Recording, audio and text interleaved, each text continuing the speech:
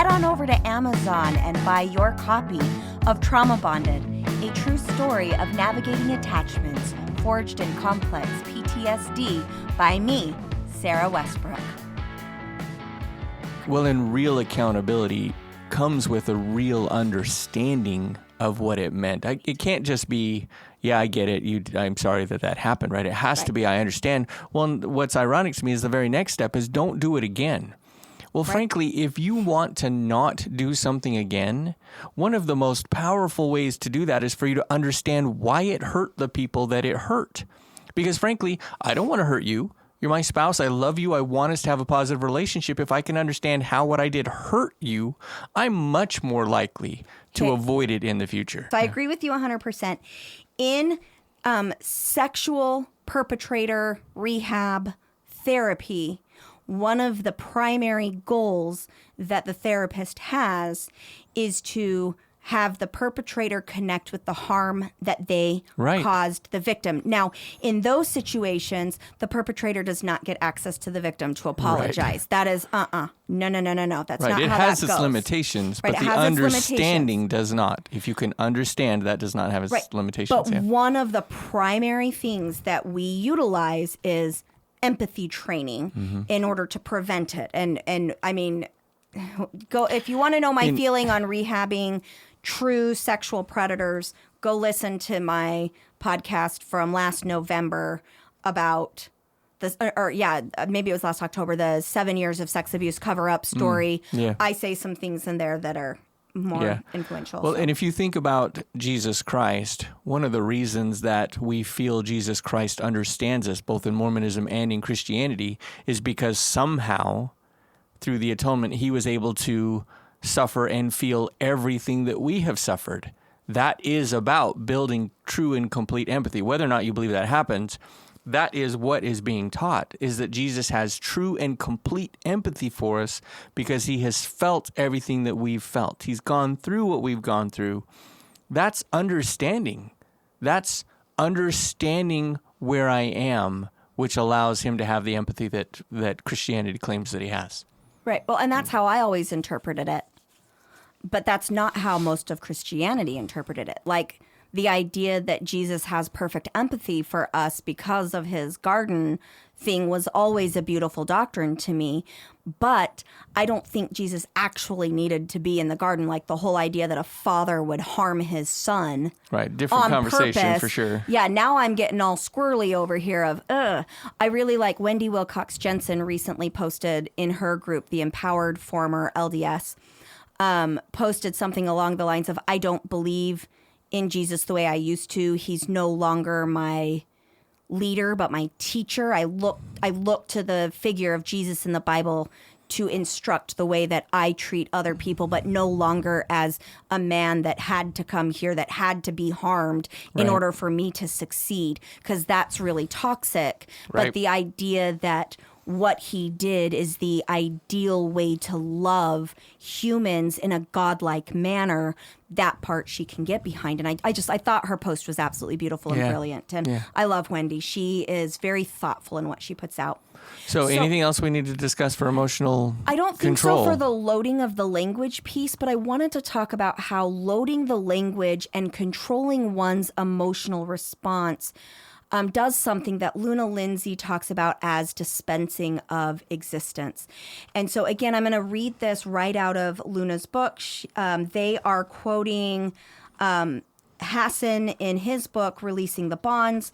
And I'm going to just kind of break this up. So if you're following along, this is on page 166 in Luna's book, Dispensing of Existence. It is the second paragraph under, but I'm going to skip some of it that, I just kind of want to condense it a little bit here. So please feel free to go in the book and look this up. Again, page 166. Put simply, dispensing of existence is the belief that people in the group have the right to exist and all let me do this again. Put simply, dispensing of existence is the belief that people in the group have the right to exist and all ex-members and critics or dissidents do not. Totalist groups require various forms of pressure to keep members in line. If you could just sleep in on Sunday with no consequences, the pews wouldn't be so full. Thus enters the grandest incentive, threat of death. This threat can be literal, but it doesn't always have to be literal. So that's where I'm skipping a couple of lines here. Most religious cults threaten either permanent soul death or infinite punishment. Other forms of existence can be imperiled as well. Loss of self, purpose, identity, community, or ideals are all frightening forms of figurative death.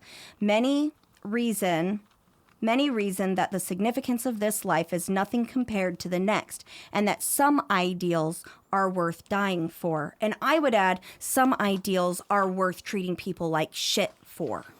Yeah. And then I absolutely love on page 172, Luna quotes, oh goodness, I just forgot her name. Not Shannon Tanner. Susan. Tanner? Beck. No. What is Martha her Beck. first name? Martha Beck. Thank you. I read the book, Leaving the Saints. It's a phenomenal book. This quote can be found on page 240. I'm quoting it from Luna's quoting of it. And this is something, Mason, you and I have experienced with your family, is for a pioneer people accustomed to a level of interdependency rare in the United States, excommunication was a horrifying prospect. It was similar to the penalty of, is that Maru Hajibu?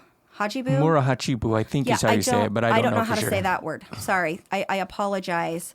I don't know how to pronounce that. It's an Asian word from Japan. I don't know how to pronounce it. This is where I need RFM to correct me and explain it to me. Right. So it was similar to the penalty of Maru Hachibu, expulsion from the village in feudal Japan, where many people found suicide preferable to living as exiles. The accused heretics had broken none of the church's commandments except for the unspoken 11th, thou shalt not commit publicity. Their real crime was excessive knowledge, having it and communicating it.